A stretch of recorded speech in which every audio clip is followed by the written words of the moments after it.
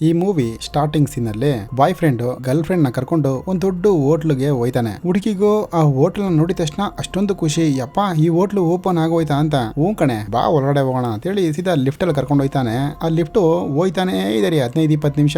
ಕೊನೆದಾಗಿ ಹೋಗಿ ಹೋಟ್ಲಲ್ಲಿ ಸೇರಿದ್ರು. ನೋಡಿದ್ರೆ ಇವರಿಗೆ ಸೀಟೇ ಇಲ್ವಂತೆ. ಯಾಕಂದ್ರೆ ಅಲ್ಲಿರೋ ಮ್ಯಾನೇಜರ್ ಅವ್ರ ಫ್ರೆಂಡ್ ಗೆ ಆ ಸೀಟ್ ನ ಸೆಟ್ ಮಾಡಬಿಟ್ಟಿದ್ದಾನೆ. ಹುಡುಗಿನು ಸಖತ್ತು ಫೀಲ್ ಆಗೋದ್ಲು. ಸರಿ ಇರು, ಅಲ್ಲಿ ಓಸಿ ಡ್ರಿಂಕ್ಸ್ ಇದೆ ಎತ್ಕೊಂಡ್ ಬರ್ತೀನಿ ಅಂತ ಇವನ್ ಈ ಕಡೆ ಹೋಯ್ತಾನೆ. ಇವನು ಹೋಗೋ ಅಷ್ಟರಲ್ಲಿ ಗ್ಲಾಸ್ ಖಾಲಿ ಆಗೋಯ್ತು. ಹುಡುಗನು ಹಂಗೆ ಮಾಡಿ ಎಲ್ಲ ಒಂದು ತಗೊಂಡ್ಬಿಟ್ಟಾರೆ. ಹುಡುಗಿ ಕೈಯಲ್ಲಿ ಕೊಟ್ಟ ಹಂಗೆ ಹುಡುಗಿನ ಪ್ರಪೋಸ್ ಮಾಡ್ತಾನೆ. ಹುಡುಗಿಗೆ ಅಷ್ಟೊಂದು ಖುಷಿ. ಹಂಗೆ ಇಬ್ರು ಬಾಲ್ಕನಿಯಲ್ಲಿ ಬಂದು ನೋಡ್ತಾರೆ. ಯಪ್ಪ ಆ ಹೋಟೆಲ್ ನೋಡ್ರಿ ಎಷ್ಟು ಹೈಟ್ ಅಲ್ಲಿ ಇದೆ ಅಂತ.